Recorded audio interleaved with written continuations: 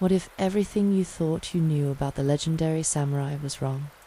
What if behind the honor, the gleaming katanas, and the noble death poems lay a reality of crushing debt, political manipulation, and soul-destroying poverty? What if the code of Bushido was less about honor and more about survival in a system designed to break you? Tonight, we're going to peel back the romantic veneer of feudal Japan to reveal the true life of the samurai.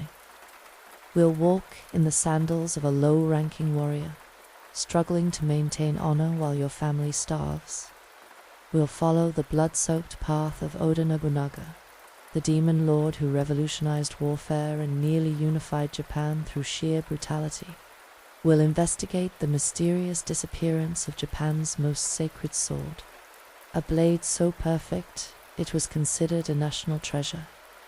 And finally, we'll enter the gilded prison of Edo Castle, where the most powerful men in Japan lived lives of exquisite ceremony and constant fear. Before we begin this journey into Japan's hidden history, let me ask, where are you checking in from tonight? What time is it in your corner of the world? Whether you're settling in for sleep or just taking a moment to unwind, you've found the right place. If you truly enjoy these boring history stories that help you relax and learn something new, please consider hitting that like button and subscribing to join our growing community of history lovers. And please, drop a comment below telling us what historical topic you'd like us to explore next, or just check in and let us know how you're doing. You are such an important part of our community, and your support means everything to us. Now, go ahead and turn those lights down low. Maybe put on a fan for some gentle background noise. Get comfortable, because we're about to spend the next 2 hours in feudal Japan, where honor was a luxury most couldn't afford, and survival was an art form few mastered. Let's begin with a question that would have kept any aspiring warrior awake at night. What would it really have been like to be a samurai? Not the noble lords of legend, but the vast majority of the warrior class, the low-ranking samurai whose reality was far removed from the romantic tales we tell today. Picture yourself in Japan, sometime in the late 16th century.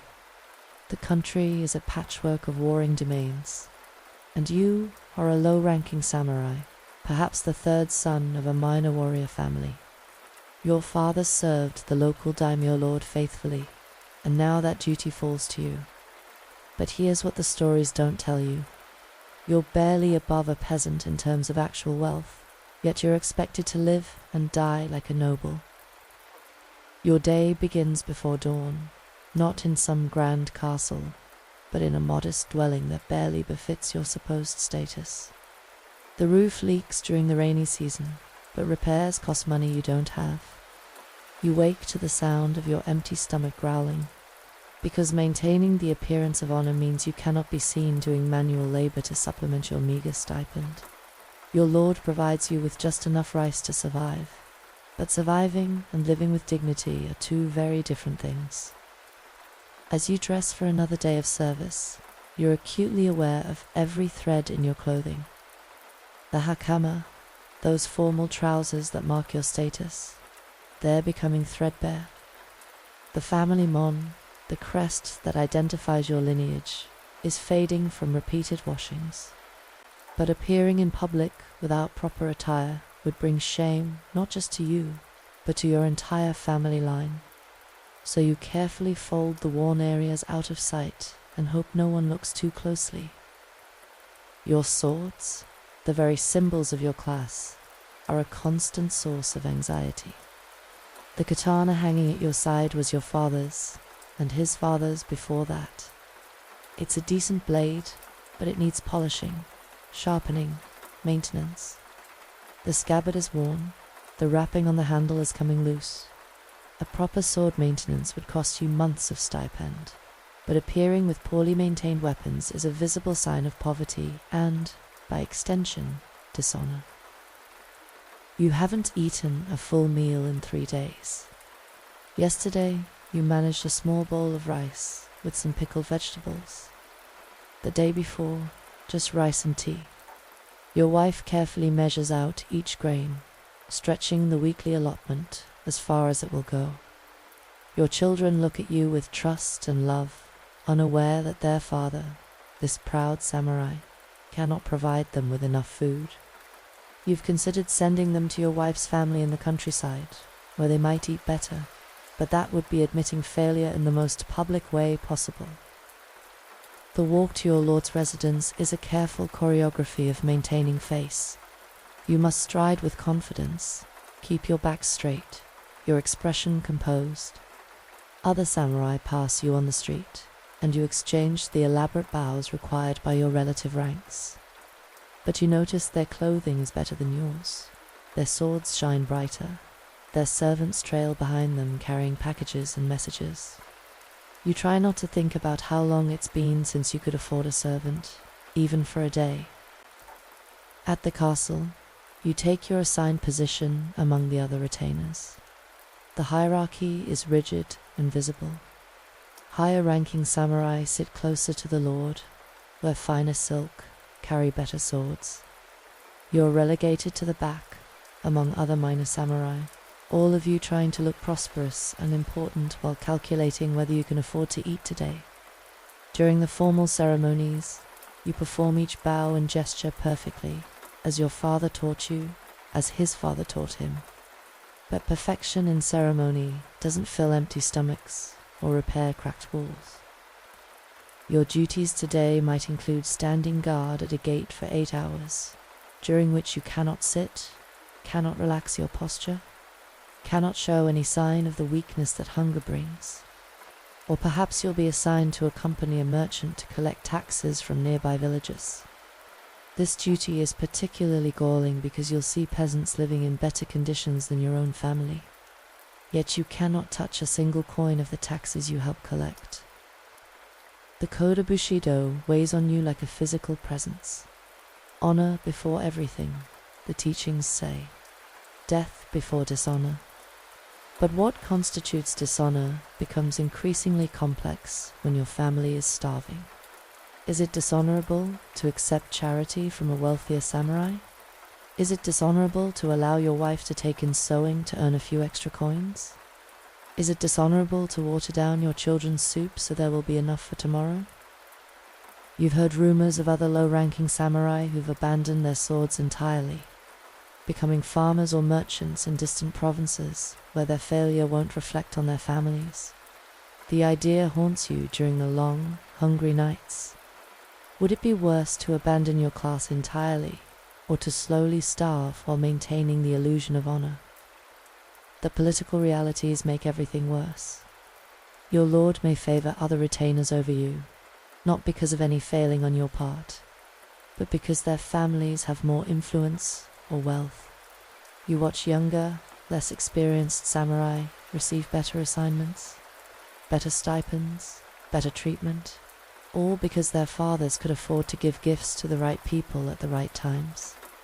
Merit and loyalty matter, but wealth and connections matter more. Your training continues even in poverty. You must maintain your skills with the sword, the bow, the spear, but practice weapons break and replacements cost money.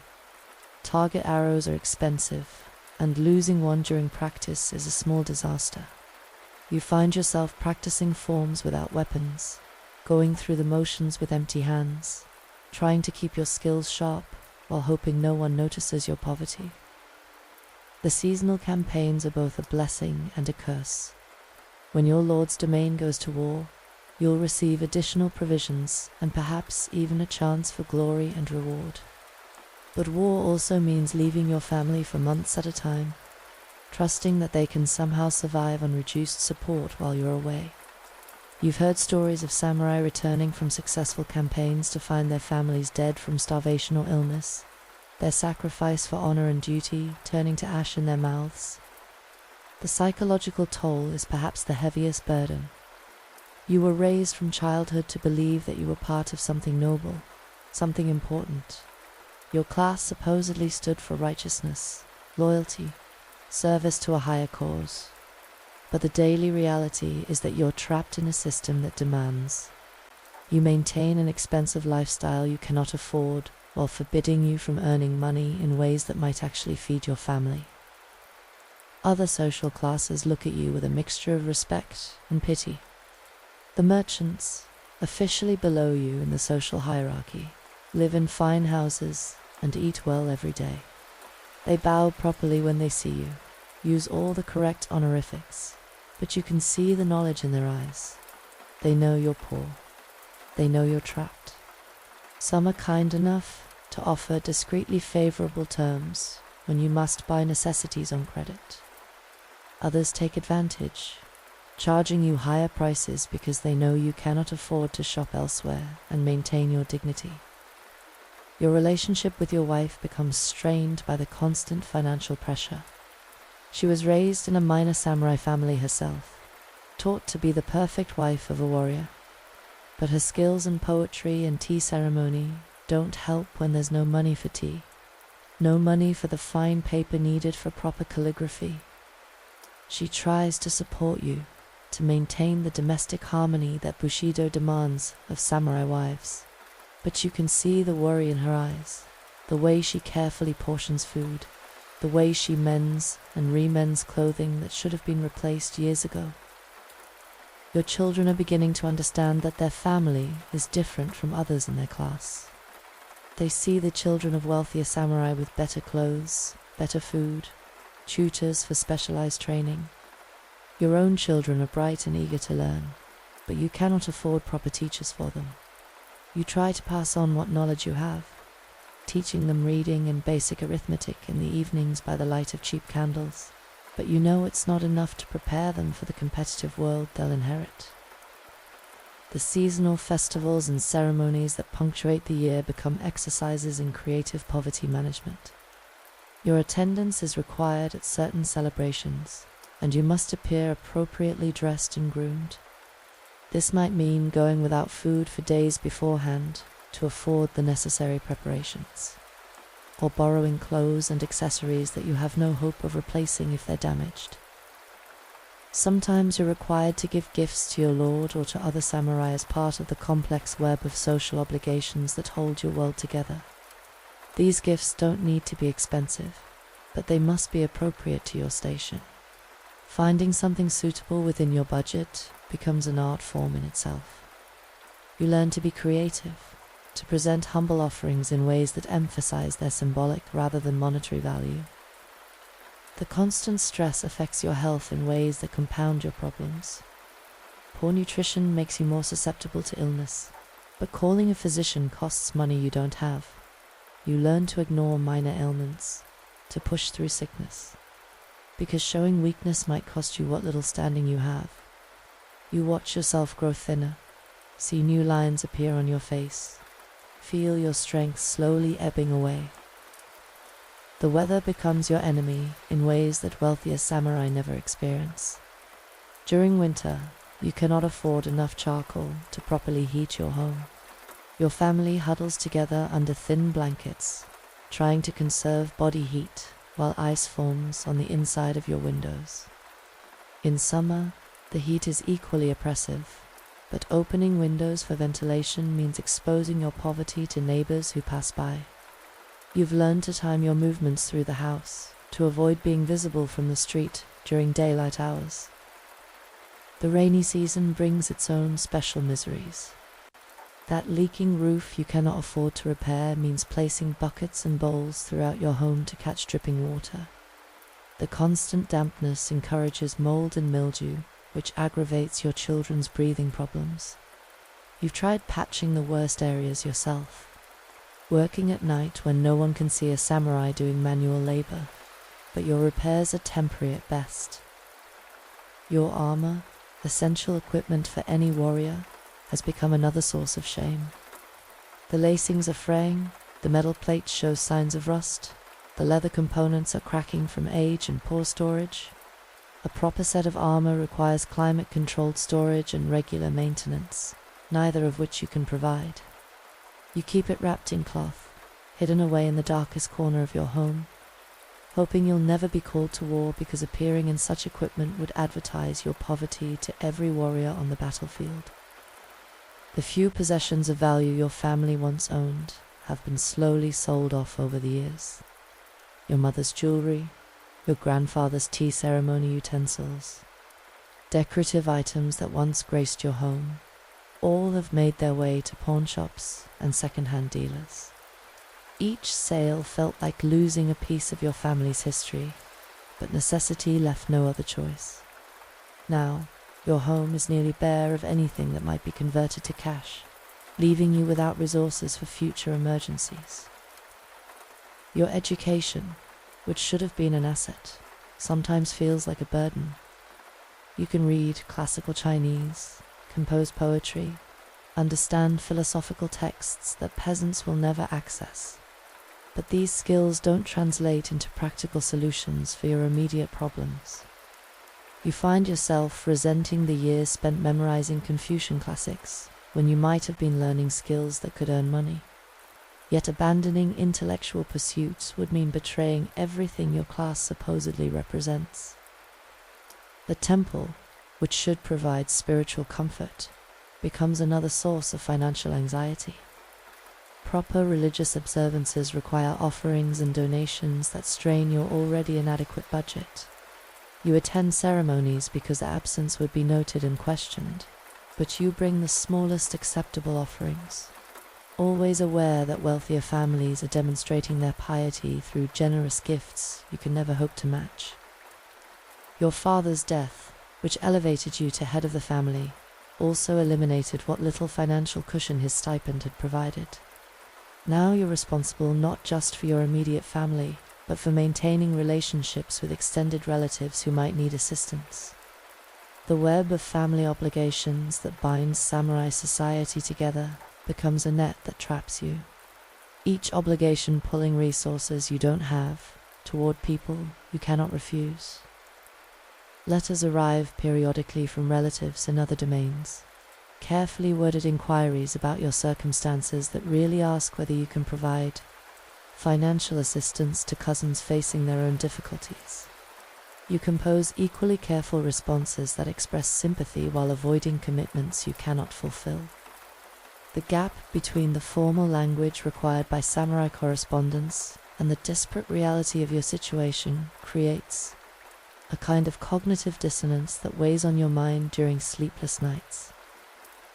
Yet despite all of this, despite the hunger and the poverty and the crushing weight of maintaining honor while your world crumbles around you, you cannot simply abandon your position, your family's reputation, your children's future prospects, your own sense of identity. All are tied to your continued service as a samurai. You are trapped not just by economic circumstances, but by the very values and traditions that were supposed to make your life meaningful. The irony is not lost on you. The code of Bushido preaches detachment from material concerns, the embrace of simplicity, the focus on spiritual rather than worldly matters.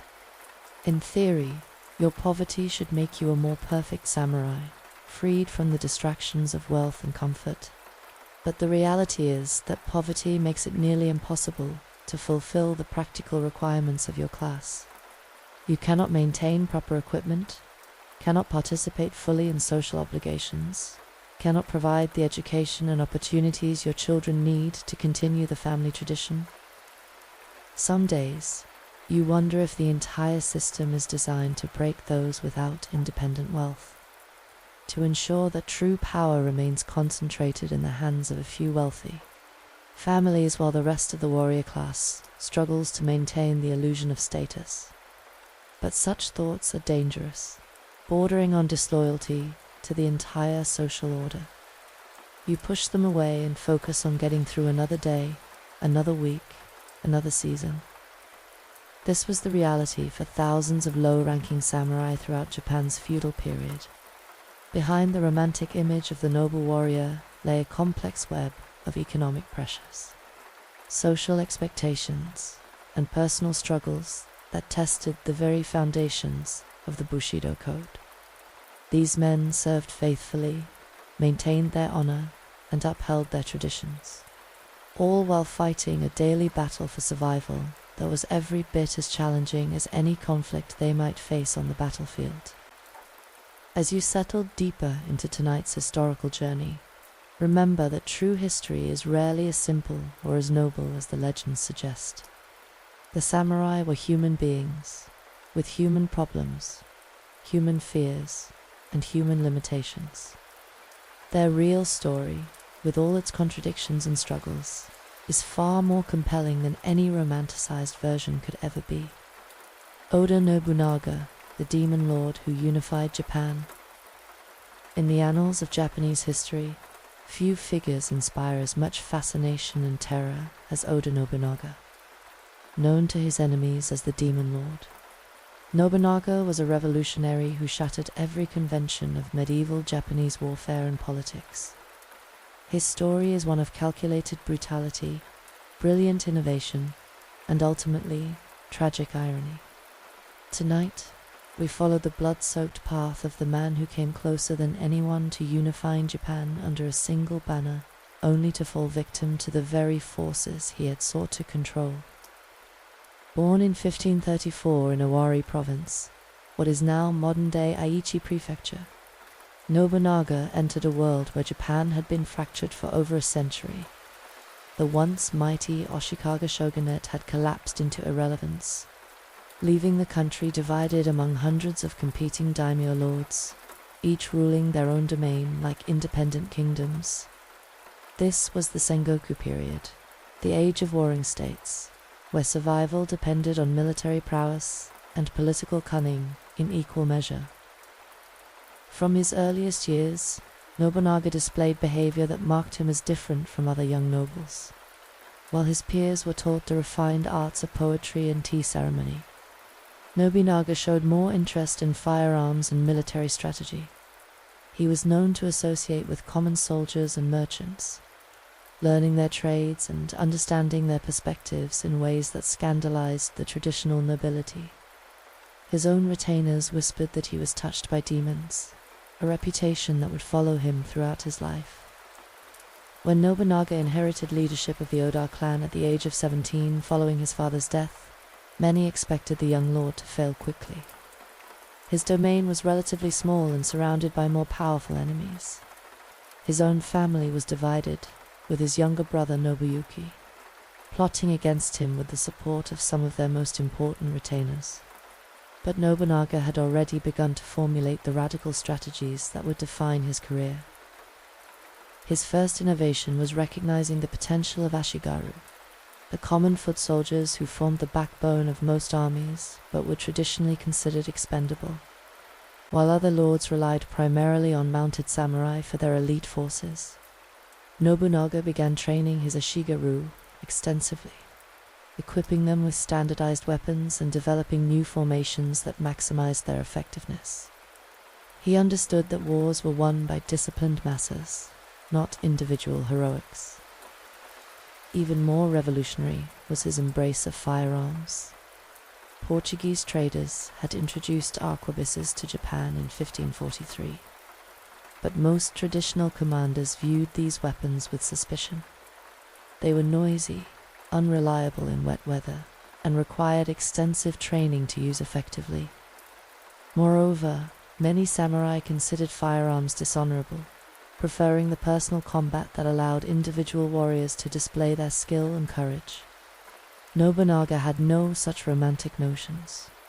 He saw only that guns could kill mounted samurai at distances where traditional weapons were useless.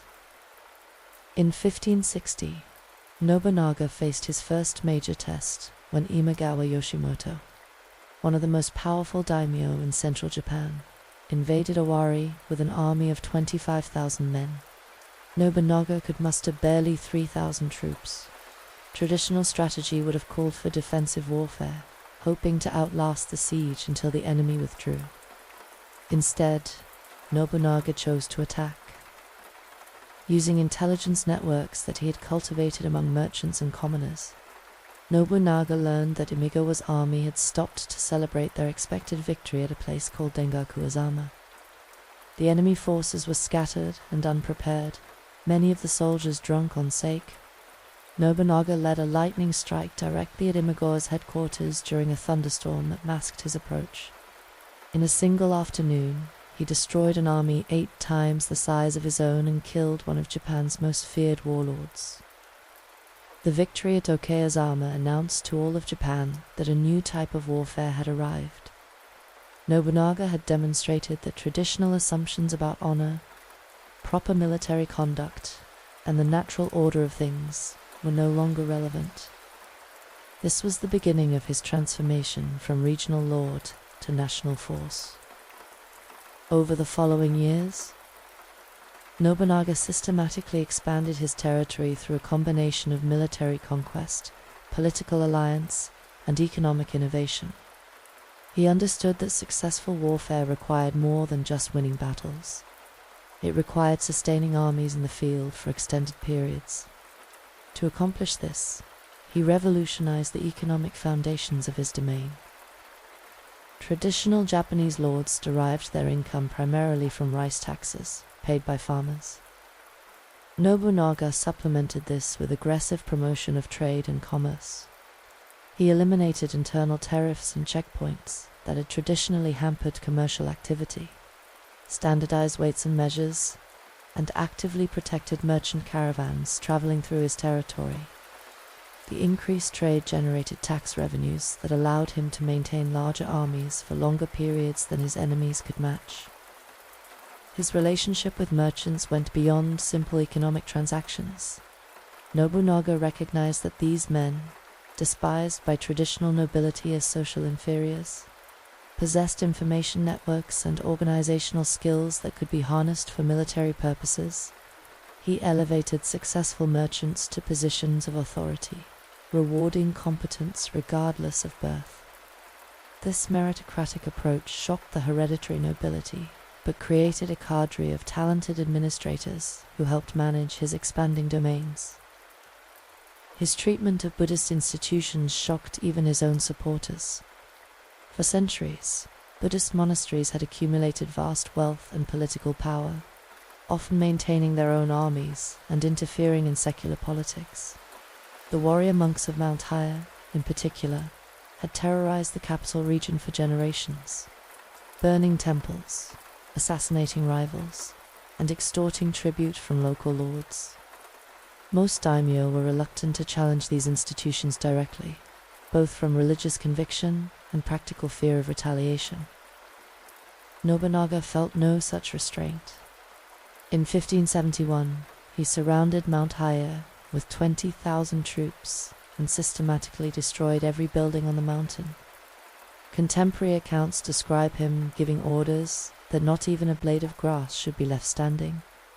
Thousands of monks, many of them children, studying at the monastery schools, were killed in the assault.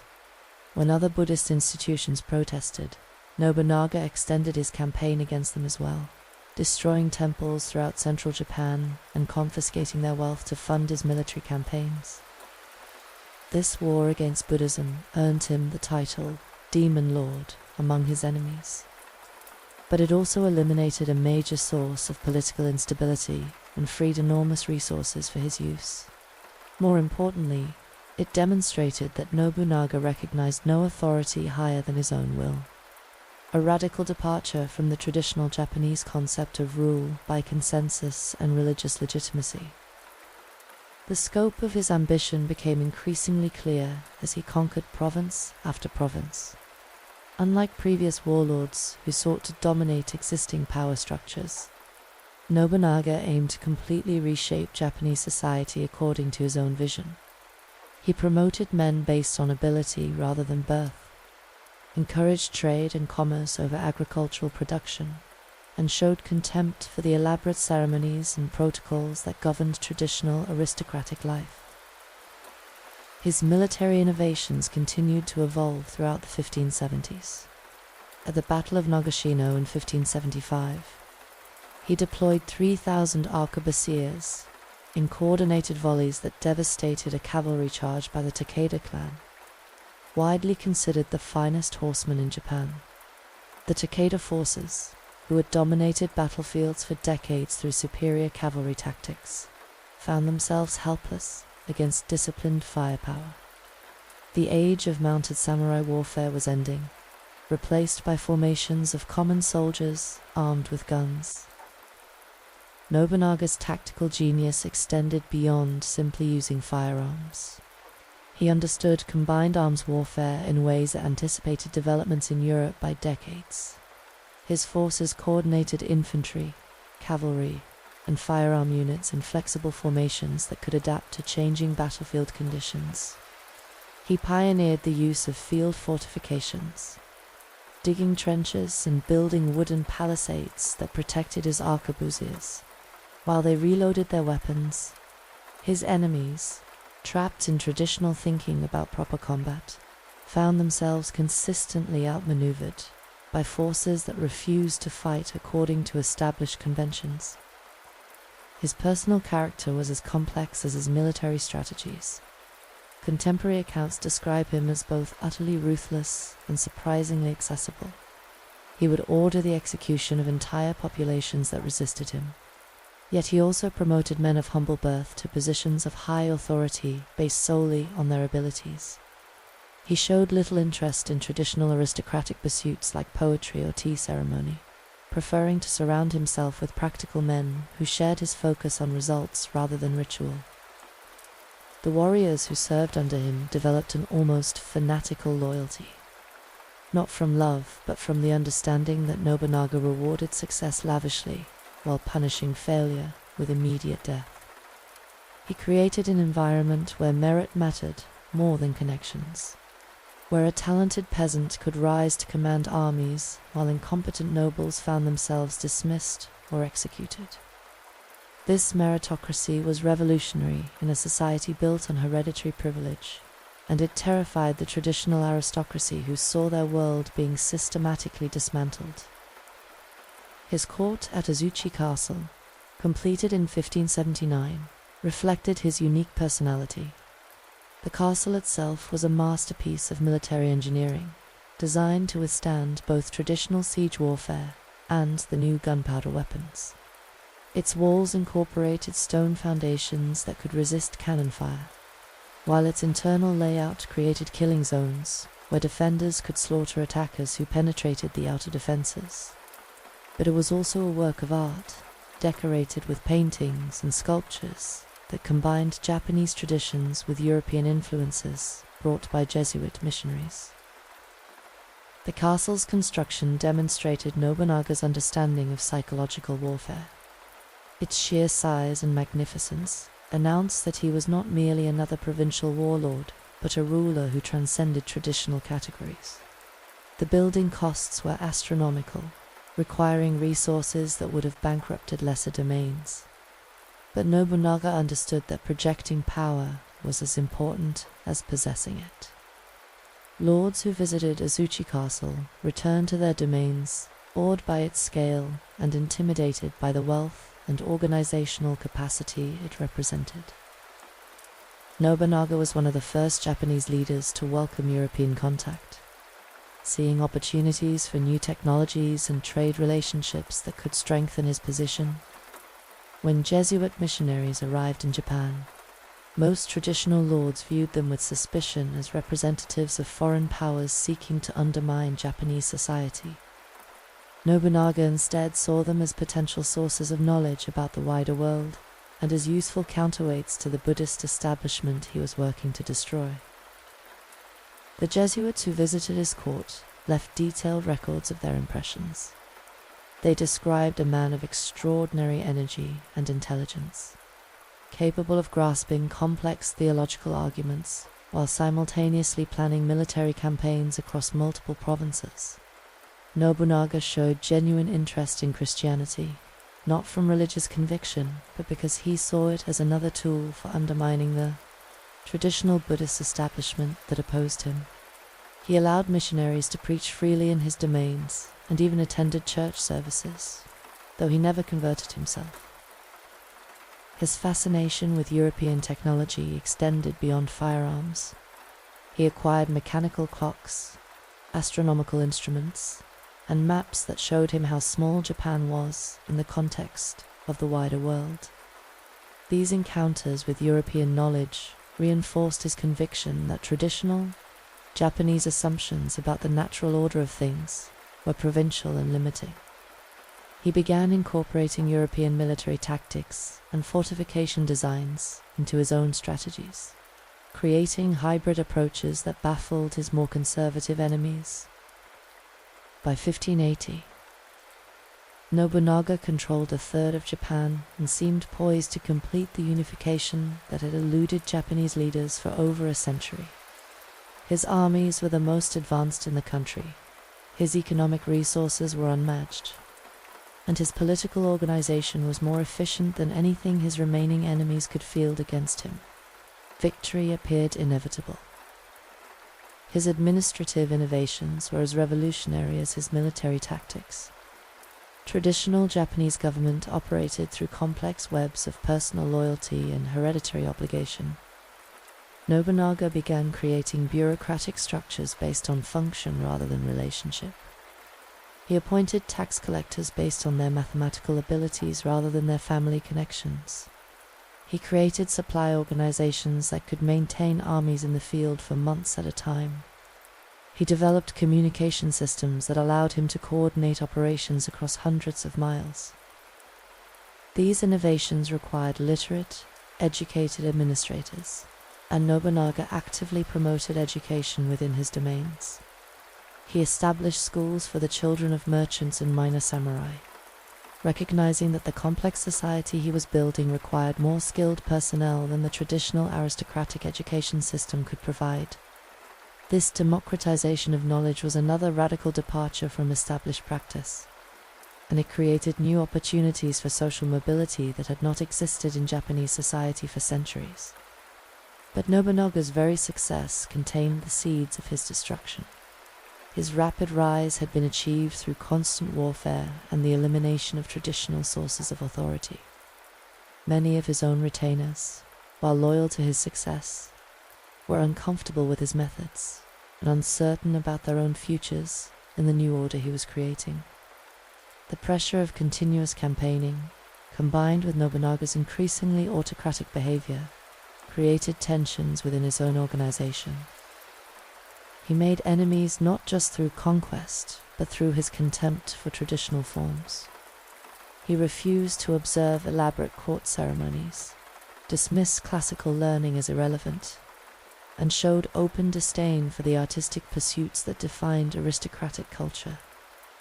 While this efficiency appealed to practical military men, it alienated traditionalists who saw him as a barbarian destroying everything that made Japanese civilization worthy of respect. His own success became a source of resentment among those who had benefited from it, but feared they had unleashed forces they could no longer control. The crisis came in June 1582, when Nobunaga was staying at Hannoji Temple in Kyoto with only a small bodyguard. Akichi Mitsuhide, one of his most trusted generals, was supposed to be marching west to support another of Nobunaga's campaigns. Instead, Mitsuhide turned his army around and surrounded the temple where his lord was staying. The exact reasons for Mitsuhide's betrayal remain one of history's great mysteries. Some accounts suggest personal grievances, that Nobunaga had humiliated Mitsuhide in front of other retainers, calling him a coward or incompetent. Others point to broader concerns about Nobunaga's treatment of traditional institutions and values, suggesting that Mitsuhide saw himself as defending Japanese civilization against a tyrant. Still others speculate about conspiracy theories involving other powerful lords who manipulated Mitsuhide into acting as their agent. What is certain is that when Nobunaga realized what was happening, he understood immediately that escape was impossible. Mitsuhide's forces surrounded the temple completely, and Nobunaga's small bodyguard could not hope to fight their way through thousands of besieging troops. In that moment, facing certain death, Nobunaga's response revealed the essence of his character. True to his nature, Nobunaga faced death on his own terms. Rather than surrender or attempt to negotiate, he retreated to the inner chambers of the temple and committed seppuku ritual suicide. But even in death, he denied his enemies the satisfaction of displaying his head as a trophy, which would have been proof of their victory and a source of profound shame to his memory. He ordered his servants to burn the temple around him, ensuring that his body would be consumed by the flames and never recovered. The fire that destroyed Hannoji Temple also consumed the dream of Japanese unification under Nobunaga's rule. His death triggered a succession crisis that would eventually be resolved by his general Toyotomi Hideyoshi, who would complete the unification that Nobunaga had begun. But the Japan that emerged from this process was different from what Nobunaga had envisioned. More conservative and traditional in many ways, as if the nation had collectively decided that his revolutionary vision was too radical to sustain. Nobunaga's legacy is complex and often contradictory. He was undoubtedly one of the most effective military leaders in Japanese history, a man who revolutionized warfare and created the foundations for Japan's eventual unification. His economic and administrative innovations provided models that his successors would build upon for centuries.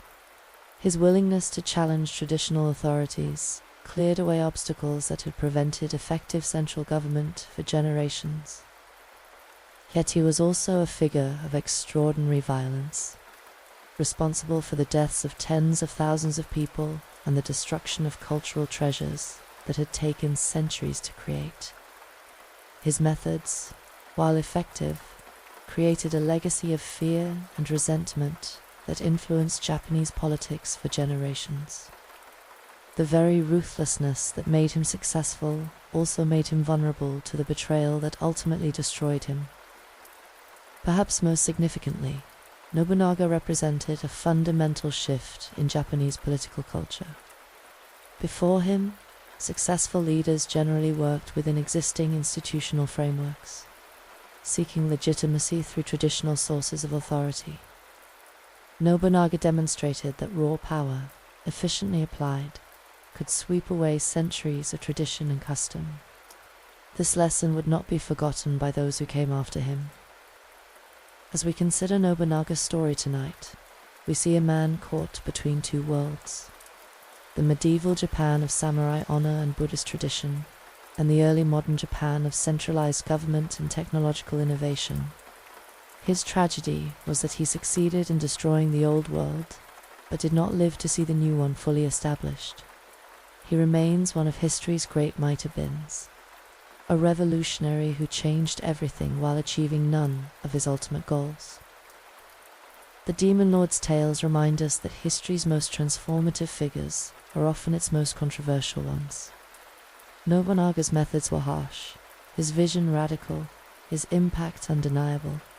In the end, he created the conditions for Japan's unification while ensuring that he would not be the one to enjoy its benefits.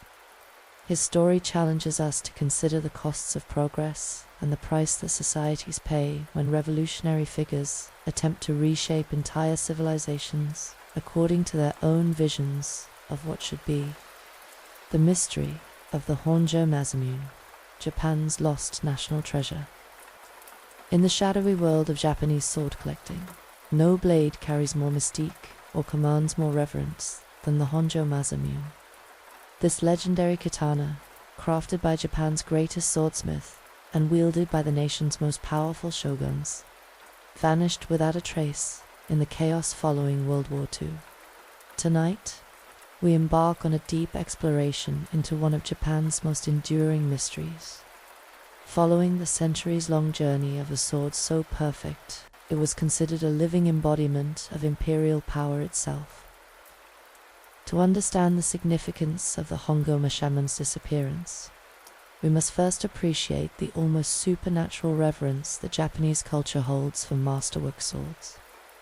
In Shinto belief, exceptional blades are thought to possess their own spirits, their own consciousness. They are not merely weapons, but sacred objects that embody the soul of their creator and accumulate the essence of everyone who has wielded them. The loss of such a sword is not just the disappearance of a valuable artifact, but a spiritual catastrophe that severs connections between past and present. Masamune, the sword's creator, lived during the late Kamakura period, roughly from 1264 to 1343. He is universally regarded as the greatest swordsmith in Japanese history, a craftsman whose understanding of steel and fire transcended mere technical skill to approach divine inspiration. Working in Kamakura, the military capital of Japan, Masamune created blades for the warrior elite who ruled the country. His swords were prized not only for their incredible sharpness and durability, but for their almost supernatural beauty. What set Masamune's work apart was his revolutionary approach to sword construction. Traditional Japanese swords were made using a technique called kobus, where a hard steel edge was welded to a softer iron core. This created blades that were sharp but could be brittle. Masamune developed new methods of folding and tempering steel that created incredibly strong yet flexible blades. His swords could cut through armor and bone with ease, yet bend without breaking under stress that would shatter lesser weapons. The process by which Masamune created his masterpieces remains partially mysterious even today. He is believed to have developed unique techniques for selecting and combining different grades of steel, creating composite materials with properties that seemed almost magical to his contemporaries. The repeated folding and hammering of the metal, performed thousands of times, created microscopic layers that gave the finished blade both hardness and flexibility. The final tempering process, where the blade was heated and then cooled in precise patterns, created the distinctive hamon pattern that marked his work. But beyond technical mastery, Masamune brought an artistic sensibility to his craft that elevated sword making from skilled trade to high art. Each blade was treated as a unique creation, with attention paid not just to functionality, but to aesthetic harmony. The curve of the blade, the texture of the steel, the pattern of the temper line, all were carefully considered to create weapons that satisfied both practical and spiritual requirements. The Honjo Masamune, believed to have been created around 1300, represented the absolute pinnacle of his craft. Contemporary accounts describe a blade of extraordinary length and width, longer than most katana of its era. The distinctive hamon, the temper line that runs along the edge of Japanese swords, displayed a pattern of such complexity and beauty that it seemed to move and shift in changing light. The steel itself was said to be flawless, without the minor imperfections that marked even other masterwork blades. More than its physical perfection, however, was the sword's spiritual significance. Japanese sword lore speaks of blades that choose their own wielders, weapons that bring good fortune to worthy owners and disaster to those who attempt to use them unworthily. The Honjo Masamune was considered the most spiritually powerful of all Japanese swords, a weapon that could only be properly wielded by someone of exceptional character and authority. Stories accumulated around the blade over centuries. Tales of how it had protected its rightful owners from assassination attempts, how it had seemed to guide warriors' hands during critical battles, how it had remained unblemished and sharp despite centuries of use. Whether these stories reflected genuine supernatural properties or simply the power of belief and reputation, they established the Honjo Masamune as more than just a weapon. It became a symbol of legitimate authority, a physical manifestation of the mandate to rule. The sword's documented history begins in the late 15th century, when it came into the possession of Honjo Shigenaga, a warrior in service to the Wasugi clan. According to legend, Shigenaga acquired the blade after defeating its previous owner in single combat during one of the many conflicts that racked Japan during the Sengoku period. The story tells of how Shigenaga's opponent, wielding the Masamune blade, seemed invincible until Shigenaga managed through skill and determination to disarm him and claim the weapon as a prize of war. The sword's association with Shigenaga gave it the name by which it would be known for centuries thereafter. In Japanese tradition, Great swords often took their names from famous owners rather than their creators, and the Honjo Masamune became forever linked to the warrior who had proven worthy to possess it. Shizunaga reportedly treasured the blade above all his other possessions, regarding it as the source of his military success and the guardian of his family's honor. From the Honjo family, the sword passed through various hands, each transfer marking significant moments in Japanese political history. It was given as tribute, offered as a diplomatic gift, claimed as spoils of war. Each owner added to its legend, and the sword became increasingly valuable not just for its physical properties, but for its accumulated historical associations. To possess the Honjo Masamune was to claim a connection to Japan's greatest warriors and most significant military victories. The blade eventually reached Toyotomi Hideyoshi, the peasant general who completed Japan's unification after Oda Nobunaga's assassination. Hideyoshi, acutely aware of his humble origins and the need to establish legitimacy for his rule, collected symbols of authority from across Japan. Possessing the Honjo Masamune was a powerful statement that he had inherited the mandate to rule from Japan's greatest warriors. He reportedly kept the sword in a place of honor in his castle, displaying it during important ceremonies to impress visiting daimyo with his possession of such a legendary weapon. When Hideyoshi died and power shifted to the Tokugawa family, the Honjo Masamune became part of the Tokugawa treasury. This transfer marked a critical moment in the sword's history, as it moved from being the possession of an individual ruler to becoming a symbol of governmental authority itself. For over 250 years, it served as one of the most important symbols of shogunal power.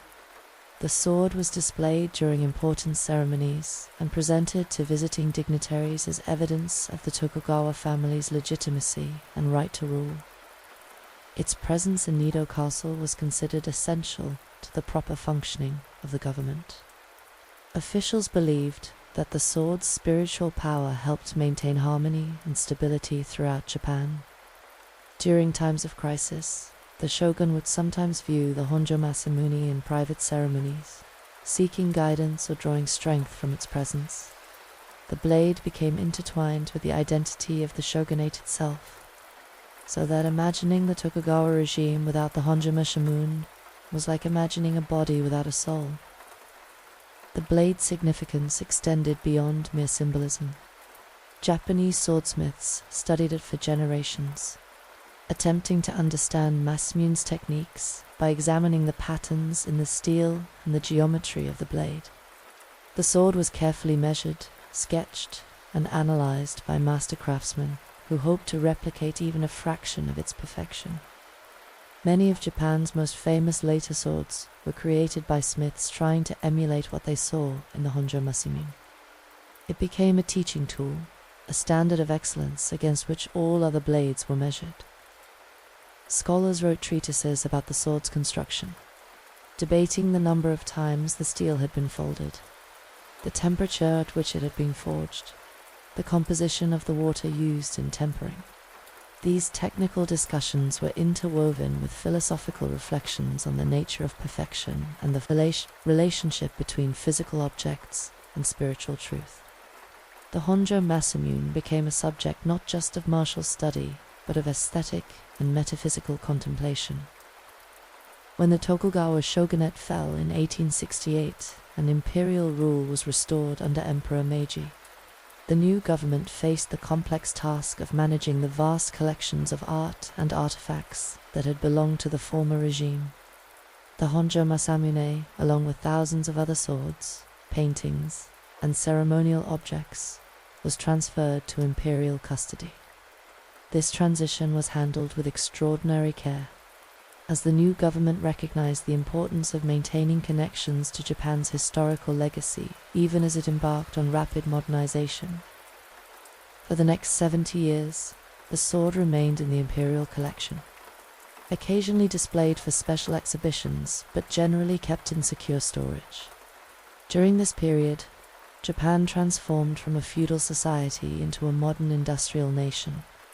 The samurai class was abolished, traditional customs were challenged, and Western influences reshaped Japanese culture.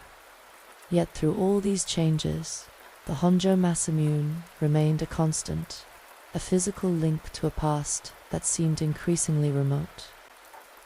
Photographs from exhibitions during this period show the sword displayed with reverent care, surrounded by other national treasures, but always occupying a position of particular honor. The captions describe it in language that mixes technical analysis with poetic appreciation, treating the blade as simultaneously a historical document, an artistic masterpiece, and a sacred relic. Visitors to these exhibitions reported feeling awed by the sword's presence, describing an almost palpable sense of power emanating from the displayed blade. The outbreak of World War II marked the beginning of the end for many of Japan's cultural treasures. As Allied bombing intensified and the prospect of invasion loomed, authorities began moving the most valuable artifacts to secret locations throughout the country. The decision of where to move such treasures involved complex calculations about which locations would be safest from both bombing and potential looting. The Honjo Masamune was among the items evacuated from Tokyo, though exactly where it was taken remains unclear even today. Some accounts suggest it was moved to underground storage facilities in the mountains west of the capital, placed in caves or tunnels that had been specially prepared to protect cultural artifacts. Others indicate it may have been kept in a secure location within the imperial palace compound itself, hidden in specially constructed bunkers beneath the palace gardens. Still others speculate that it was moved multiple times as the military situation changed, making its ultimate location at war's end impossible to determine with certainty. The chaos of Japan's final months of warfare made careful record-keeping nearly impossible. Officials responsible for protecting cultural treasures were overwhelmed by the magnitude of their task, trying to safeguard thousands of irreplaceable objects while the nation collapsed around them. Documentation was incomplete, storage locations were hastily chosen, and the people who knew where specific items had been hidden sometimes died before they could pass on that knowledge. The critical moment in the sword's history came in the immediate aftermath of Japan's surrender in August 1945. General MacArthur's occupation authorities, faced with the massive task of disarming and demilitarizing Japan, issued sweeping orders for the confiscation of all weapons, including the thousands of swords held in museums, private collections, and imperial repositories. The intent was to prevent any possibility of armed resistance and to eliminate the military culture that had led Japan into war. The American authorities who implemented these policies generally had little understanding of Japanese cultural traditions or the significance of historical swords. To most occupation personnel, a sword was simply a weapon, something to be collected and disposed of regardless of its age, craftsmanship, or cultural importance. The idea that an 800-year-old blade might be considered a national treasure on par with the greatest works of European art was foreign to their thinking. For ordinary Japanese citizens, the sword confiscation was a cultural catastrophe of immense proportions. Families that had preserved ancestral blades for centuries were forced to surrender irreplaceable heirlooms. The swords represented not just objects, but connections to ancestors, physical manifestations of family honor and historical continuity. Many families chose to hide their swords rather than turn them over, burying them in gardens, concealing them in walls and floors, or moving them to remote locations in the countryside. Others complied with the orders but wept as they handed over weapons that represented their family's honor and history. The process was chaotic and poorly documented. American soldiers, most of whom had no knowledge of Japanese sword traditions or the cultural significance of what they were collecting, simply gathered weapons by the thousands and transported them to collection points. These collection points were often little more than warehouses or open areas where swords were piled without regard to their value or condition. Some swords were melted down for scrap metal immediately. Others were shipped to the United States as war souvenirs for occupation personnel, distributed almost randomly to soldiers who requested them. Many simply disappeared into the confusion of post-war Japan, stolen by looters, lost in transit, or destroyed through neglect. According to the most widely accepted account, the Honjo Masamune was turned over to American authorities by members of the Tokugawa family in late 1945 or early 1946. The family, seeking to comply with occupation directives and perhaps hoping to protect other cultural treasures from confiscation, purportedly presented the sword to an American officer whose identity was never properly recorded. Different versions of this story exist, with varying details about exactly when and where the transfer occurred, but all agree on the basic outline. Some accounts name the recipient as a sergeant in the 7th Cavalry Regiment, though no definitive proof of this identification has ever been found. Others suggest it might have been a military police officer stationed in Tokyo, or perhaps a member of the Occupation Administration's Cultural Affairs section. The lack of clear documentation reflects the general chaos of the period and the low priority given to record-keeping for what occupation authorities viewed as routine weapons confiscation. From that point, the trail goes cold. The sword simply vanished, along with any clear documentation of where it had gone or who had taken possession of it. Unlike many other confiscated items, which at least left some paper trail of transfer or shipment, the Honjo Masamune seemed to evaporate into thin air. This complete absence of documentation has fueled decades of speculation about what really happened to Japan's most famous blade. The first indication that something was wrong came in the 1960s, when Japanese scholars began attempting to locate and catalogue the nation's most important cultural artifacts. The post-war period had been so chaotic that no one was entirely sure what had survived and what had been lost. As researchers compiled lists of known treasures and tried to determine their current locations, they discovered that the Honjo Masamune was nowhere to be found. Inquiries to American authorities produced no useful information. The sword had simply vanished, along with any documentation of where it had gone or who had taken possession of it. The Japanese government initially approached the matter with diplomatic discretion, not wanting to antagonize their American allies by making aggressive demands for the return of cultural property. Behind the scenes, however, officials launched investigations that attempted to trace the sword's movements after 1945. These efforts were hampered by the war, poor documentation of the confiscation process, and the passage of time, which made finding witnesses increasingly difficult. Over the following decades, the search for the Honjo Masamune became something of a holy grail for Japanese collectors and historians. Numerous theories emerged about its fate. Some believed it had been taken to the United States by a collector who understood its value and kept it hidden to avoid legal complications. Others suggested it might have been sold on the international art market, perhaps finding its way into a private collection in Europe or elsewhere. More pessimistic observers feared it had been destroyed, either deliberately or through ignorance of its significance. The possibility that the sword had been destroyed haunted Japanese scholars particularly deeply. They imagined scenarios where the Honjo Masamune had been tossed onto a pile with thousands of ordinary blades and melted down for scrap, or where it had been damaged beyond repair through careless handling and storage. Each of these scenarios represented not just the loss of a valuable object, but a kind of cultural murder, the obliteration of an irreplaceable connection to Japan's past.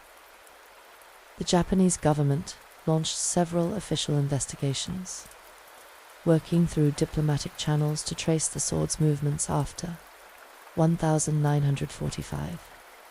These efforts included reviewing archived occupation documents, interviewing surviving veterans who had served in Japan during the occupation period, and following up on tips from collectors and dealers who thought they might have information about the blade's whereabouts. Each investigation generated hope, but ultimately ended in frustration as promising leads evaporated under close examination.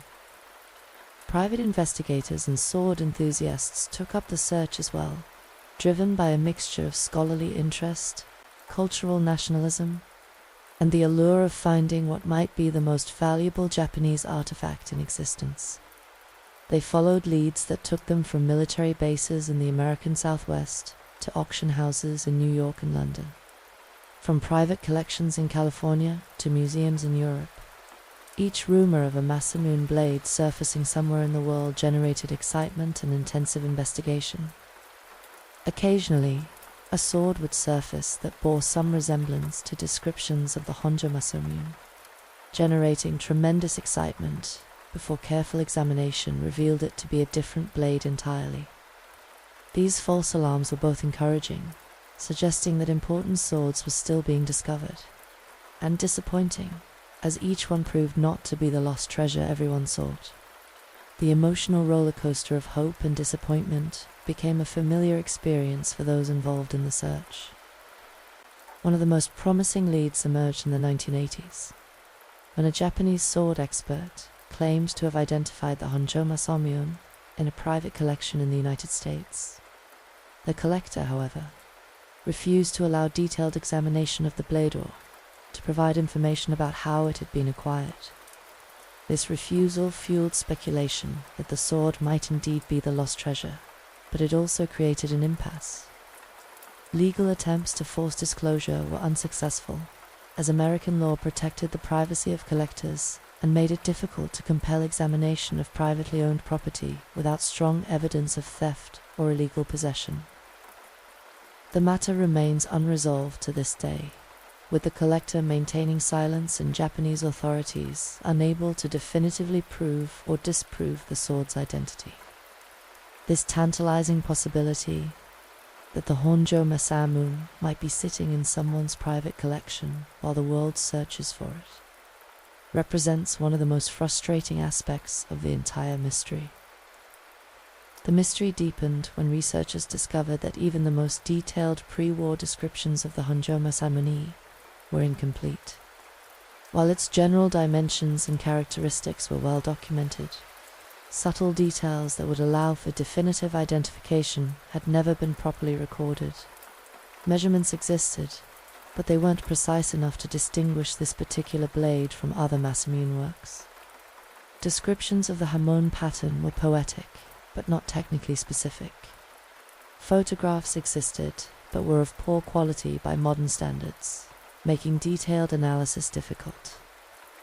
This lack of precise documentation meant that even if the sword were recovered, proving its authenticity might be extraordinarily difficult. Multiple expert opinions would be required, and disagreements among experts could leave the blade's identity in perpetual doubt. This realization added another layer of tragedy to the story, as it suggested that even successful recovery might not provide the certainty and closure that everyone sought. In recent years, advances in metallurgical analysis have opened new possibilities for identifying authentic Masamune blades. Scientists can now examine the molecular structure of steel to identify the specific techniques used in a sword's creation. X-ray fluorescence spectroscopy can determine the precise composition of the metal, while electron microscopy can reveal details about forging techniques that are invisible to the naked eye. This technology has been used to authenticate other works attributed to Masamune, giving hope that if the Honjo Masamune ever resurfaces, its identity can be confirmed with reasonable certainty. These scientific advances have reinvigorated the search, as they provide tools that didn't exist during earlier investigations. Researchers now approach the mystery with new confidence, believing that modern technology might succeed where traditional expertise failed. International databases of art and antiquities make it possible to track sales and exhibitions in ways that were impossible decades ago, while social media allows for rapid dissemination of information that might generate new leads. The cultural impact of the sword's loss extends far beyond the scholarly community. In Japan, the the Honjo Masamune has become a symbol of the country's broader cultural losses during and after World War II.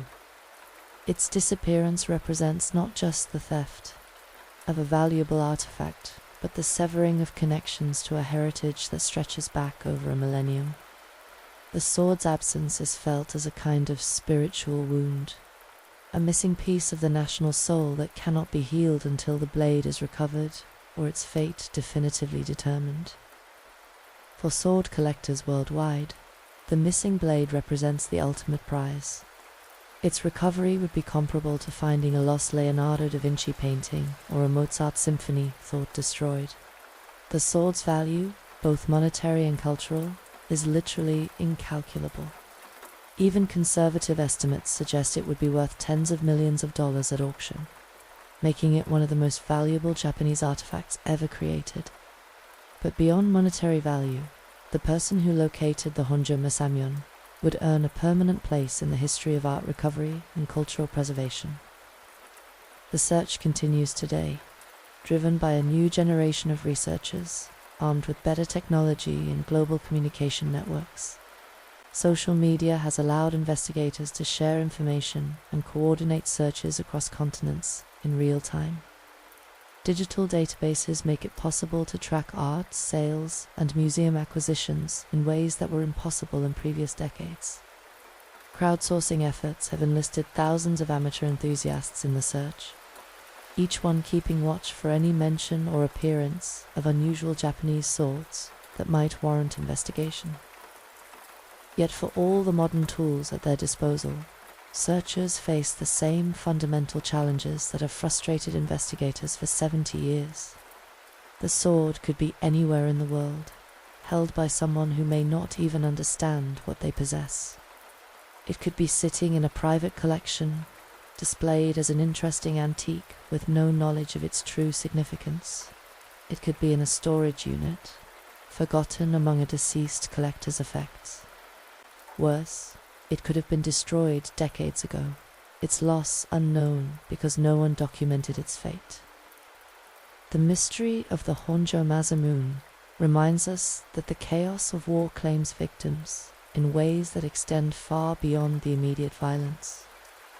Cultural treasures that took centuries to create can vanish in moments of confusion and upheaval. The loss of such artifacts represents not just the disappearance of valuable objects, but the breaking of chains that connect us to our past. The erasure of physical links to ancestors and traditions that shaped entire civilizations. As we contemplate this enduring mystery tonight, we are reminded that some questions may never be answered, some losses may never be recovered. The Honjo Masamune exists now primarily in memory and legend, a ghost of steel and spirit that continues to haunt those who understand what was lost when it disappeared into the shadows of history. Whether the sword will ever be found remains an open question, but the search for it has itself become part of Japanese cultural tradition, a quest that embodies the nation's determination to reclaim and preserve its heritage. In that sense, the spirit of the Honjo Masamune lives on, even if the blade itself remains lost in the mists of time. The ongoing search represents hope that even the most devastating losses might someday be reversed. That connections to the past, however fragile, can be restored through dedication and determination. Life in the Shogun's court at Edo Castle. As dawn breaks over Edo Bay in the year 1720, the largest castle complex in the world begins to stir with the movements of thousands of inhabitants, preparing for another day of exquisite ceremony and deadly politics. Edo Castle, seat of the Tokugawa shogunate, is not merely a fortress or a residence, but an entire universe unto itself. A carefully orchestrated theatre where every gesture carries meaning and every silence speaks volumes. Tonight, we stepped through the gates of this magnificent prison to witness the elaborate dance of power that defined Japan for over 2 centuries. The castle itself defies imagination in its scope and grandeur.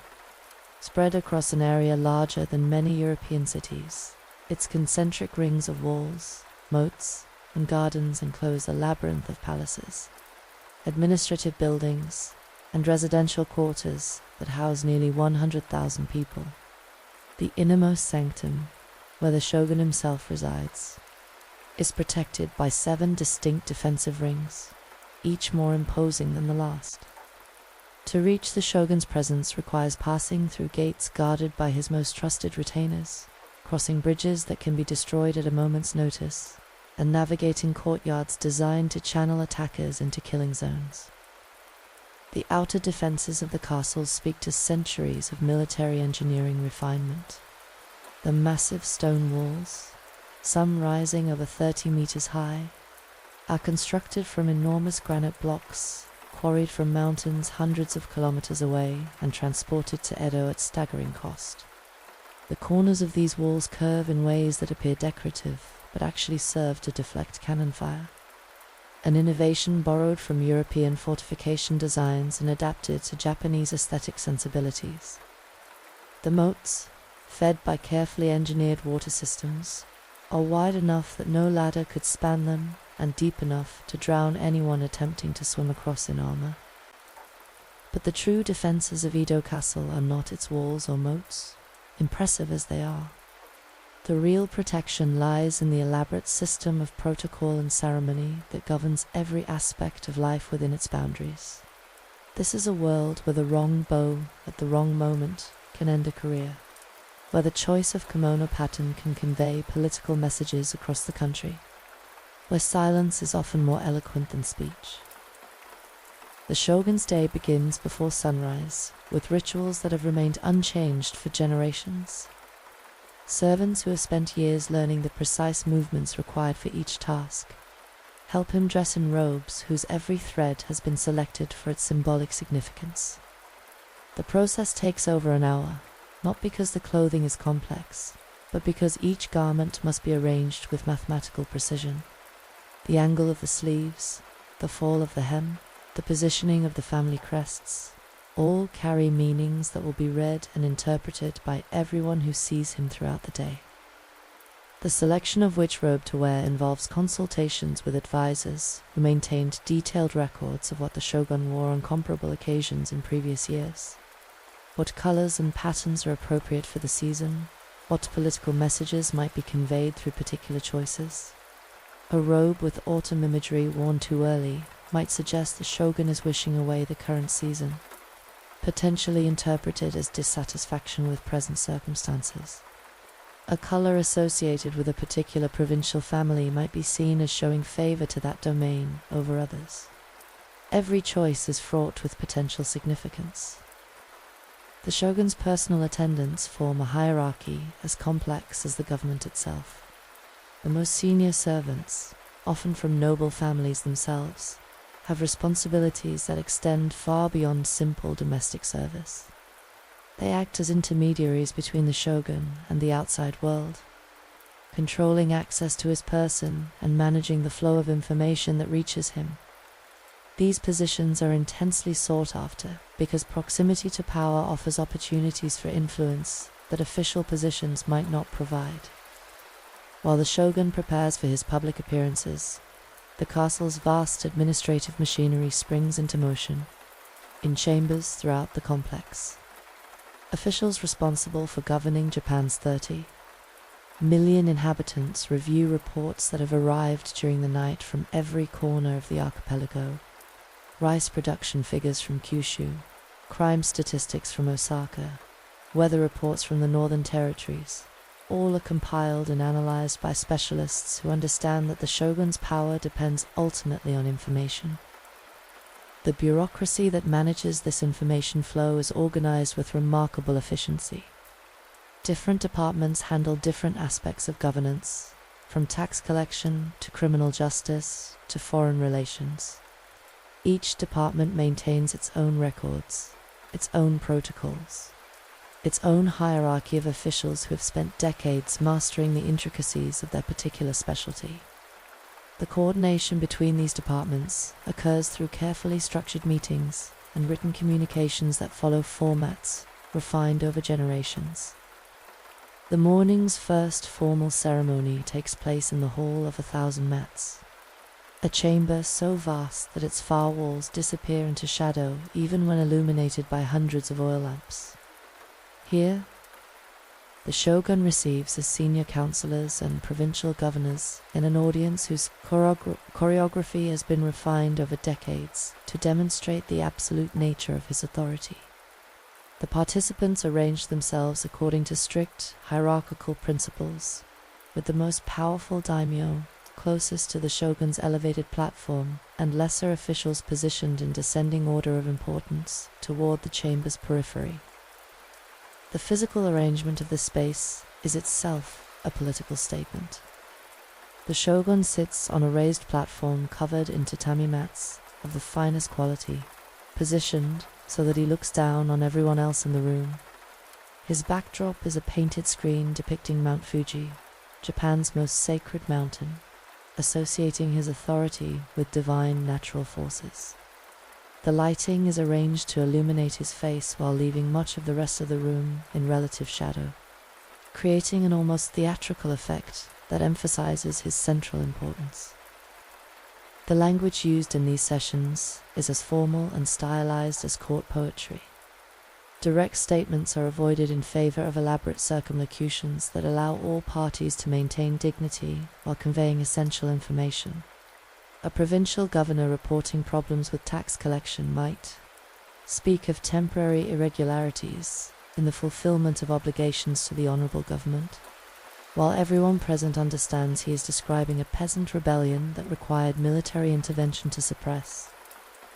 This indirect communication style serves multiple purposes. It allows difficult truths to be conveyed without causing loss of face, permits subtle negotiations without explicit commitments, and creates a linguistic framework where meaning must be carefully interpreted rather than simply stated. Mastery of this communication style is essential for anyone seeking to advance in the shogunal administration, and officials spend years learning the nuances of proper formal speech. Between formal audiences, the shogun moves through the castle's private quarters, accompanied by an entourage, whose composition changes according to the nature of his destination. Visits to his mother require one set of attendants, meetings with foreign diplomats, another, consultations with Confucian scholars, yet another. Each group includes specialists in protocol who ensure that every aspect of the encounter unfolds according to established precedent. The corridors through which these processions move are themselves works of art. The wooden floors are constructed with deliberate imperfections that create a distinctive chirping sound when walked upon, an early warning system against intruders that the Japanese call nightingale floors. The walls are decorated with paintings by the greatest artists of the era, depicting landscapes, historical scenes, and natural imagery that convey both aesthetic beauty and political symbolism. Even the arrangement of flowers and alcoves along these corridors follows complex rules that change with the seasons and reflect current political themes. The women's quarters, known as the uku, constitute a separate world within the castle, one governed by rules even more complex than those that regulate the male-dominated public areas. Here, hundreds of women from noble families across Japan compete for influence and position in a hierarchy that culminates with the shogun's wife and mother. The uku has its own administration, its own economy, its own intelligence networks that often rival those of the official government in their sophistication and reach. Entry into the uku is restricted with extraordinary care. Male servants are not permitted beyond certain designated areas, and even the shogun himself can only enter specific sections under specific circumstances.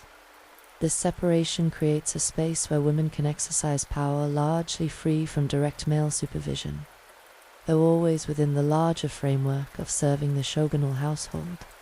The senior women of the uku wield considerable influence over appointments, marriages, and policy decisions, operating through networks of obligation and favor that extend throughout Japan's aristocracy. Life in the Yuku revolves around the elaborate seasonal ceremonies that mark the passage of time in aristocratic society. The changing of clothing according to season, the arrangement of flowers for tea ceremonies, the preparation of special foods for religious observances, all provide opportunities for displays of taste and refinement that can enhance or destroy reputations. A woman who demonstrates exceptional skill in poetry, composition, or calligraphy might find herself elevated to positions of real political influence, while those who commit social errors face exile to remote provinces. The education of women in the Yuku emphasizes accomplishments that might seem frivolous to outsiders, but actually represent sophisticated forms of cultural capital. Mastery of the tea ceremony requires years of training in precise movements, aesthetic judgment, and understanding of historical and philosophical traditions. Excellence in ikebana, the art of flower arrangement, demands deep knowledge of botanical properties, seasonal associations, and symbolic meanings. These skills serve as markers of refinement and provide frameworks for subtle communication and political maneuvering. The daily routines of Yuku residents follow patterns as rigid as those governing the male portions of the castle. Wake times, meal times, bathing schedules, all are precisely regulated. Even leisure activities occur within structured frameworks that maintain the social order. Reading is encouraged, but only of approved texts. Musical practice is valued, but performances occur only in designated contexts. This regimentation serves to maintain discipline and hierarchy while also providing a kind of security through predictability. The castles, gardens, among the most magnificent in Japan, serve purposes that extend far beyond mere aesthetic pleasure. Their design incorporates principles from Chinese geomancy and Buddhist philosophy, creating spaces intended to promote harmony between human activity and natural forces. But they also function as venues for political theatre, providing settings where delicate negotiations can unfold away from the formal constraints of official chambers. Each garden within the castle complex has its own character and purpose. The inner gardens, accessible only to the shogun and his immediate family, emphasize contemplative qualities with carefully pruned trees, raked gravel patterns, and strategically placed rocks that create miniature landscapes. These spaces offer rare opportunities for privacy and reflection in an environment otherwise characterized by constant observation and performance. The outer gardens, where the shogun receives guests and holds seasonal celebrations, are more elaborate and theatrical. They feature artificial hills that provide elevated viewing platforms, ponds stocked with valuable koi fish, bridges constructed in various architectural styles, and tea houses designed by famous masters. The paths through these gardens are arranged to reveal new vistas at carefully calculated intervals, creating a choreographed experience that guides visitors through a series of aesthetic revelations. The maintenance of these gardens requires enormous resources and continuous labor. Teams of gardeners work year-round to keep every tree properly pruned, every path perfectly raked, every water feature functioning flawlessly. The head gardener, a position of considerable prestige, must possess not only horticultural knowledge, but also understanding of aesthetic principles and awareness of political symbolism. The choice of which plants to feature prominently, which areas to emphasize in different seasons, all carry potential meanings that must be carefully considered. The famous cherry blossom viewing parties held each spring exemplify the way seemingly frivolous activities carry deeper political significance. The timing of these gatherings, the selection of participants, the arrangement of seating, the choice of poems recited during the festivities, all convey messages about relationships between powerful families and the shogun's current political priorities. Foreign observers often dismiss such events as empty pageantry, failing to understand that they constituted a sophisticated form of diplomatic communication. These cherry blossom parties are prepared for months in advance. Officials debate the optimal date based on predictions of when the blossoms will reach peak beauty. Invitations are carefully crafted to include appropriate guests while avoiding potentially awkward combinations of people. Seating arrangements are negotiated through complex consultations that take into account relative rank, current political relationships, and historical precedents. The food served, the sake poured, the entertainment provided, all are selected to create an experience that reinforces the shogun's authority while honoring the guests appropriately. Entertainment within the castle reflects the same attention to symbolic meaning that characterizes every other aspect of court life. No theater performances, with their masked actors and stylized movements, allow for the exploration of themes that might be too dangerous to discuss directly. Historical dramas about loyalty and betrayal, love stories that end in tragic sacrifice, philosophical meditations on the nature of power, all provide frameworks for examining contemporary political issues without explicitly challenging established authority. The selection of particular no plays for specific occasions requires deep understanding of the repertoire and its associations. A play about a warrior's loyalty might be chosen to honor a provincial lord who has demonstrated faithful service. A piece exploring themes of impermanence and change might be performed during a transition in leadership. The audience at these performances understands the multi-layered meanings, reading contemporary relevance into historical narratives performed in highly stylized fashion. The tea ceremony, elevated to an art form of extraordinary complexity, serves as a particularly important venue for informal political discussion. The ritual preparation and consumption of tea creates an atmosphere of enforced equality where social distinctions temporarily dissolve and participants can speak more freely than would be possible in formal settings. Master tea ceremony practitioners become informal diplomatic intermediaries, facilitating conversations between rivals who cannot meet openly without losing face. The tea rooms within Edo Castle range from small, intimate spaces designed for private conversations to larger chambers, where more elaborate ceremonies can be performed for groups of guests. Each room is designed according to strict aesthetic principles that emphasize simplicity, natural materials, and carefully controlled lighting. The approach to the tea room, through carefully designed gardens and narrow passages, is intended to create a psychological transition from the ordinary world of politics and ambition to a more contemplative state of mind. Music and dance performances follow similar patterns, with traditional forms providing vehicles for contemporary commentary. The selection of particular pieces for specific occasions requires deep understanding of their historical associations and emotional resonances. A dance that celebrates military victory might be inappropriate during a period of peace negotiations, while a piece associated with Buddhist themes of impermanence could provide subtle commentary on the temporary nature of political alliances. The castle maintains troupes of professional performers who specialize in various traditional arts.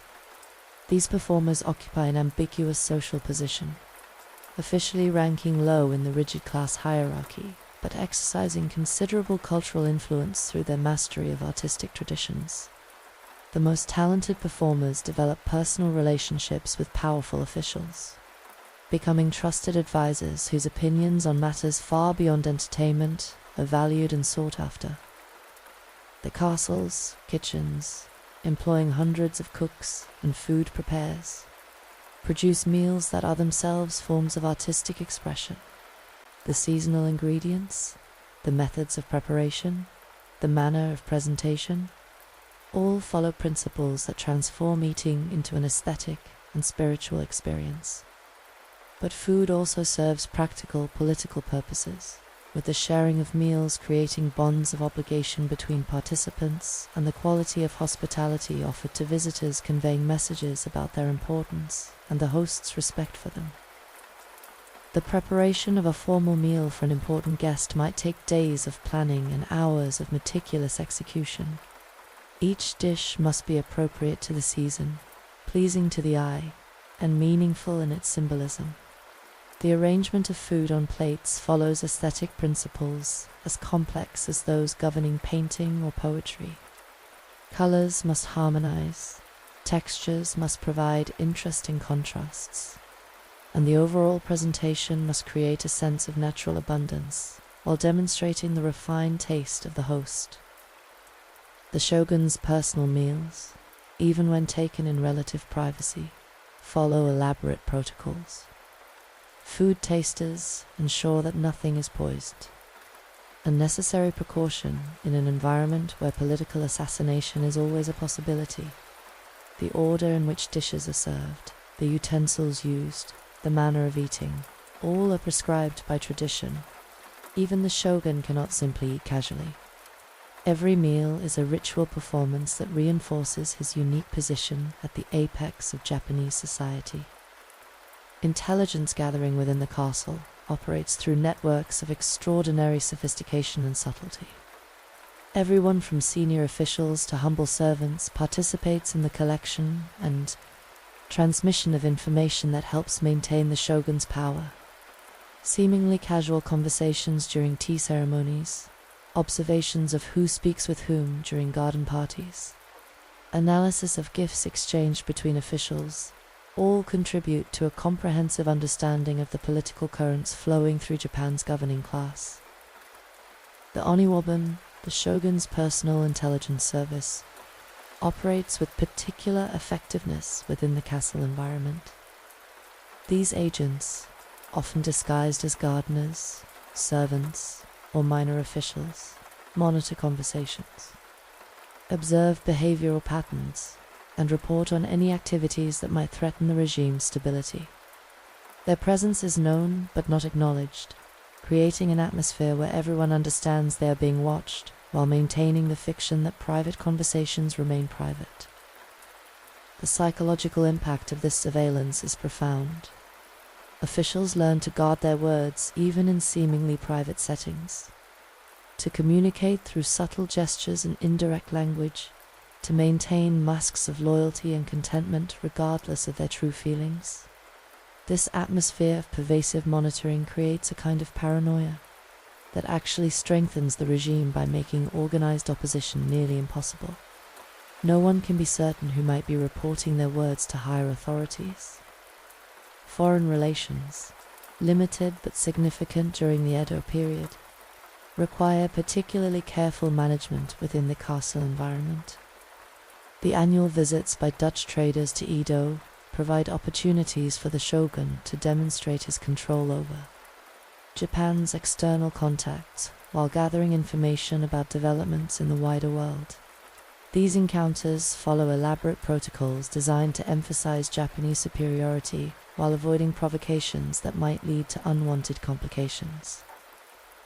The reception of foreign visitors is staged to impress them with Japanese power and sophistication while maintaining clear hierarchical distinctions. The Dutch are never allowed into the innermost areas of the castle.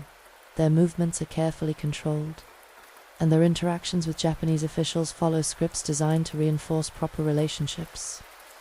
Yet within these constraints, valuable information flows in both directions, with the Japanese learning about European technology and politics, while the Dutch gain trading, privileges, and protection.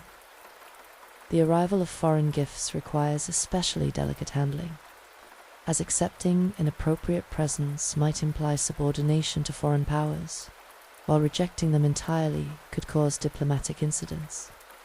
Teams of scholars and protocol experts examine each item carefully, analyzing its symbolic implications and determining appropriate responses that maintain Japanese dignity while preserving beneficial relationships. Some gifts are accepted graciously, but then stored away, never displayed, because their implications are problematic. Others are prominently featured precisely because they serve Japanese political purposes. Education within the castle environment emphasizes the classical, Chinese and Japanese texts that provide the intellectual foundations for government policy. Young men from noble families study in academies within the castle complex, learning the literary and philosophical traditions they will need to participate effectively in political life. The curriculum includes poetry, composition, calligraphy, history, and Confucian philosophy, all taught by masters whose own reputations depend on their students' later success. These educational institutions are intensely competitive environments where young men from different provincial families vie for distinction and recognition. Success in these academies can launch political careers and create networks of relationships that last throughout life. Failure, conversely, can doom a young man to minor positions and marginal influence. The pressure to excel is enormous, and students often study late into the night, sacrificing health and comfort in pursuit of academic distinction. The castle's libraries, among the largest in the world, contain not only classical texts, but also contemporary works on science, medicine, geography, and military affairs. Dutch books, obtained through the limited trade relationship with the Netherlands, provide windows into European technological and intellectual developments that might prove useful for Japanese purposes. Teams of translators work continuously to make this foreknowledge accessible to Japanese readers, while filtering out ideas that might threaten social stability. The management of this foreknowledge is delicate and controversial. Some officials argue that Japan must learn from European advances in science and technology to remain competitive. Others fear that exposure to foreign ideas might undermine traditional values and create social disorder. The compromise that emerges involves careful selection of which European knowledge to import, translation that adapts foreign concepts to Japanese contexts, and restrictions on who can access potentially disruptive information. Religious observances within the castle blend Buddhist, Shinto, and Confucian elements in ways that reflect the regime's pragmatic approach to spiritual authority. Buddhist ceremonies mark the deaths of family members and seasonal transitions. Shinto rituals ensure harmony between human activities and natural forces, while Confucian principles guide administrative policies and social relationships. The shogun's participation in these various observances demonstrates his respect for all traditions, while avoiding exclusive commitment to any single religious authority. The castle maintains numerous shrines and temples within its boundaries, each serving different functions and appealing to different spiritual needs. The largest Buddhist temple houses memorial tablets for deceased shoguns and important retainers, creating a space where the living can maintain connections with ancestors. Shinto shrines scattered throughout the complex mark spiritually significant locations and provide venues for rituals that ensure continued divine favor. The coexistence of these different religious traditions reflects Japan's remarkable ability to synthesize diverse spiritual approaches without insisting on doctrinal purity. The annual Senken Katai system, which requires provincial daimyo to spend alternate years in residence at Edo Castle, transforms the complex into a microcosm of all Japan. During the periods when the provincial lords are in residence, the castle houses representatives from every major domain in the country, creating opportunities for the shogun to monitor their activities while facilitating communication between different regions.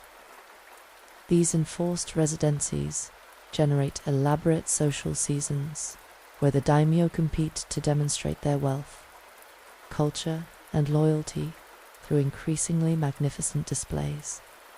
Poetry, competitions, art exhibitions, theatrical performances, and martial arts demonstrations provide venues for showcasing provincial talents while reinforcing the castle's position as the center of Japanese cultural life. The costs of maintaining appropriate establishments in Edo bankrupts some domains, which is partly the intention. The financial burden of Sankin Katai's service prevents provincial lords from accumulating resources they might use to challenge shogunal authority. The economic impact of Sankin Katai on Edo is enormous. The presence of provincial lords with their extensive retinues creates demand for luxury goods, services, and entertainment that transforms the city into Japan's largest and most vibrant urban center. Merchants, artisans, performers, and service providers of all kinds flock to Edo to serve this wealthy clientele. The castle becomes the gravitational center around which an entire urban economy revolves. As evening approaches and the day's formal ceremonies conclude, the castle begins its transformation into a more intimate environment where family, relationships, and personal preferences can briefly emerge from behind the masks of official protocol. The shogun may spend time with his children, teaching them calligraphy or discussing classical literature in settings that allow for genuine emotional connection. These private moments, carefully shielded from public observation, provide the human foundation that supports the elaborate superstructure of governmental ceremony. Yet even in these private spaces, the requirements of position never entirely disappear. The shogun's children understand from their earliest years that they are not merely individuals, but embodiments of dynastic authority whose personal choices will have implications for millions of people. Their education, their marriages, their daily activities, all must serve the larger purposes of maintaining Tokugawa power and ensuring the stability of Japan's social order. The emotional cost of living in such an environment is difficult to measure, but surely significant. The shogun and his family exist in a kind of gilded cage, surrounded by luxury and deference, but isolated from authentic human connection. Every relationship is mediated by considerations of protocol and political advantage. Even family bonds are shaped by dynastic requirements. The psychological toll of living under such conditions, never able to fully relax or be oneself, must have been immense. As night falls over Edo Castle and its inhabitants settle into their prescribed routines, we are reminded that power in traditional Japan was as much about performance as about actual authority. The elaborate ceremonies, the rigid protocols, the constant attention to symbolic meaning, all served to create and maintain a political system of remarkable stability and effectiveness. For over 2.5 centuries, the Tokugawa shogunate governed Japan through this combination of genuine administrative competence and carefully orchestrated theatre. The castle's inhabitants, from the shogun himself down to the humblest servants, participated in a collective performance that transformed political authority into an art form of extraordinary sophistication. Their daily lives, constrained by protocol and ceremony, nevertheless allowed for individual excellence and genuine human relationships within carefully defined boundaries. The system they maintained was rigid yet flexible, traditional yet adaptive, oppressive yet stable.